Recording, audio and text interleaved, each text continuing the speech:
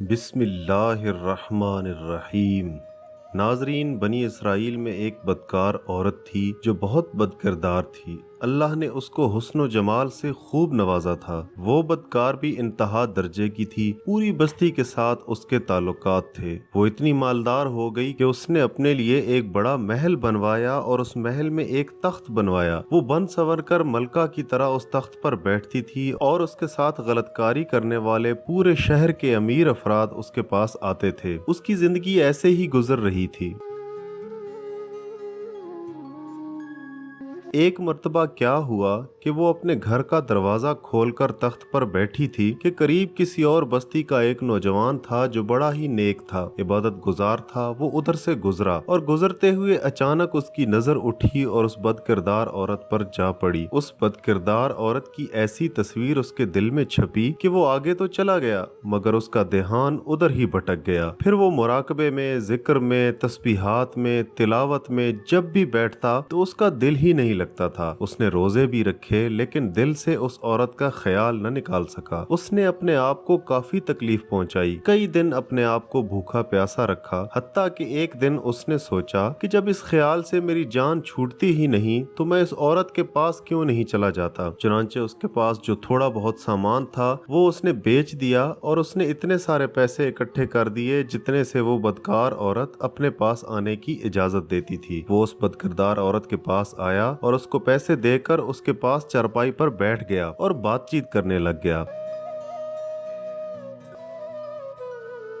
اچانک بات چیت کے دوران اس کے دل میں خیال آیا کہ میں نے نیکوکاری کے اتنے سال گزارے ہیں، آج میرے اللہ مجھے اس بد کردار عورت کے ساتھ بیٹھے ہوئے دیکھ رہے ہوں گے۔ بس یہ خیال دل میں آیا تو اللہ کا خوف دل پر غالب آ گیا۔ اس نوجوان نے خوف سے کانپنا شروع کر دیا۔ عورت اس سے پوچھتی ہے کہ تم کانپ کیوں رہے ہو؟ تمہارا چہرہ کیوں پیلا پڑ گیا ہے؟ اس نے کہا بس میری طبیعت ٹھیک نہیں۔ اس نے کہا پھر تم جس مقصد کے لیے آئے ہو وہ مقصد پورا کرو اور جاؤ۔ اس نے کہا نہیں۔ وہ بڑی حیران ہو گئی کہ آج تک میں نے اپنی زندگی میں کوئی ایسا مرد نہیں دیکھا جو میرے قریب اس طرح چارپائی پر آ کر بیٹھے اور پھر برائی کیے بغیر یہاں سے واپس چلا جائے۔ یہ کیسا نوجوان ہے؟ مگر نوجوان نے کہا میں جاتا ہوں یہاں سے۔ اس عورت نے پوچھا کہ تم کون ہو اور کیا چیز ہو؟ اس نے بتایا کہ میں فلاں بستی کا رہنے والا ہوں۔ میرے دل میں یہ خیال آ رہا ہے کہ میں نے اتنی عمر مصلے پر بیٹھ کر اللہ کی یاد میں گزاری، آج میرا اللہ مجھے تیرے ساتھ بیٹھے ہوئے دیکھ رہا ہے۔ بس اس کے بعد اس نوجوان کی آنکھوں سے جل تھل آنسو جاری ہو گئے اور وہ وہاں سے چل پڑا۔ ناظرین، وہ وہاں سے چل تو پڑا مگر اس عورت کو اس نیک نوجوان کی جو تھوڑی بہت صحبت حاصل ہوئی تھی اس کی برکتیں اس کو ملنا شروع ہو گئیں۔ عورت کے دل میں خیال آیا کہ یہ کنوارا نوجوان اگر اللہ سے اتنا ڈرتا ہے جبکہ اس نے کوئی گناہ بھی نہیں کیا تو میں تو سارا دن اور ساری رات گناہوں کے مرتکب ہوتی رہتی ہوں، میں تو خدا سے ڈرتی ہی نہیں۔ اس کے دل میں شرمندگی پیدا ہو گئی، ندامت اتنی زور پکڑ گئی کہ وہ ہر وقت یہی سوچنے لگی کہ میں کروں تو کیا کروں۔ اس کے دل میں خیال آیا کہ کیوں نہ اللہ کے نبی حضرت موسیٰ علیہ السلام کے پاس جا کر توبہ کی کوئی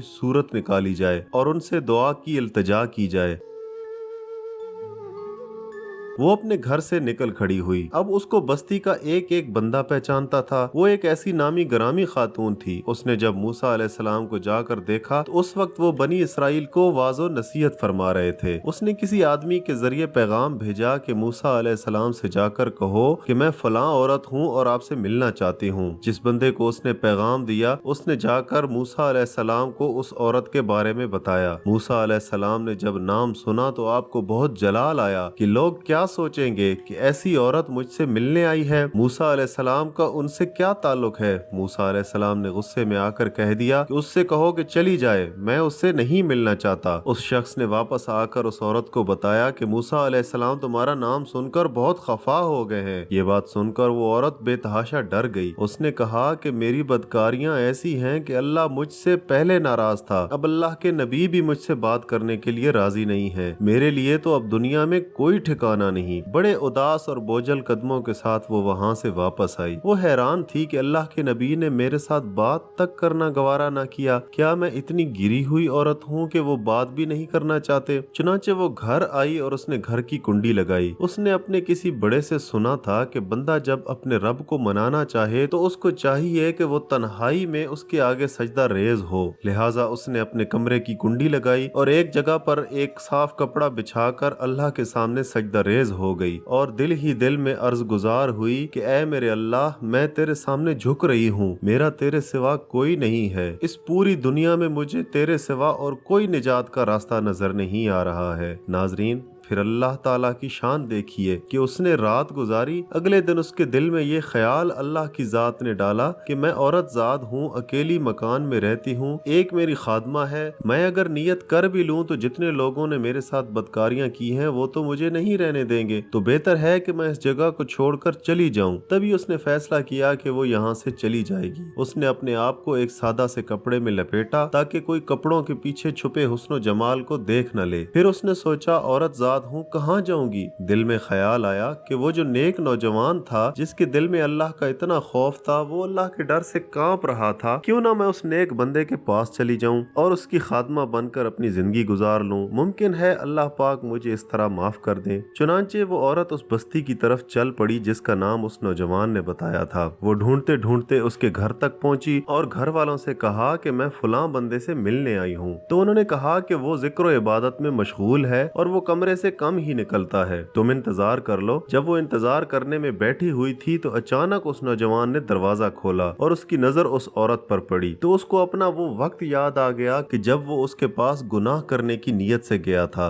लिहाजा वो नौजवान अपने मुसल्ले को छोड़कर चारपाई पर जा बैठा। तो उस नौजवान के दिल पर अल्लाह का खौफ तारी हो गया, कहीं ये औरत मेरा ईमान खराब न कर दे। मैंने तो इतनी मुश्किल से इसका तसव्वुर ज़हन से निकाला था। जवान पर इतना खौफ तारी हुआ कि वो वहीं पर गिरा और उसकी जान निकल गई। अब उसकी वफात पर घर वाले भी रंजीदा और उस औरत को भी बहुत गम था। खैर 3 दिन के बाद उस औरत ने उसके घर वालों को बताया कि मैं तो इस नीयत से आई थी। उन्होंने कहा कि वो शख्स तो अब इस दुनिया से चला गया है, हाँ अलबत्ता उसका एक भाई है। अगर तुम मुनासिब समझो तो हम उससे पूछ लेते हैं, अगर वो चाहे तो तुम उसके साथ निकाह कर लेना। जब घर वालों ने भाई से पता किया तो वो उस औरत से इस शर्त पर निकाह करने के लिए राजी हो गया कि वो सच्चे दिल से अपने गुनाहों से तौबा कर ले। नाजरीन, अल्लाह पाक माफ करने वाली जात है। जब अल्लाह पाक माफ कर देता है तो इंसान क्या चीज है। चुनाचे उस औरत का उसके भाई के साथ निकाह हो गया और उस औरत को अल्लाह ताला ने 7 बेटे अता फरमाए और वो 7 बेटे बनी इसराइल के जलीलुल कद्र औलिया में से गुजरे हैं। नाजरीन, ऐसी बदकार औरत भी अगर तौबा करती है तो अल्लाह ताला उसे 7 वलियों की माँ बना देते हैं। नाजरीन, उम्मीद है हमारी आज की वीडियो आपको पसंद आई होगी। अगर वीडियो पसंद आई हो तो हमारे चैनल को सब्सक्राइब कर दीजिए और वीडियो को लाइक और अपने ज्यादा से ज्यादा दोस्तों से शेयर कर दीजिए ताकि ये आपके और मेरे लिए सदका जारिया का बायस। जल्द मिलते हैं एक नई वीडियो के साथ। अगली वीडियो तक के लिए इजाजत दीजिए।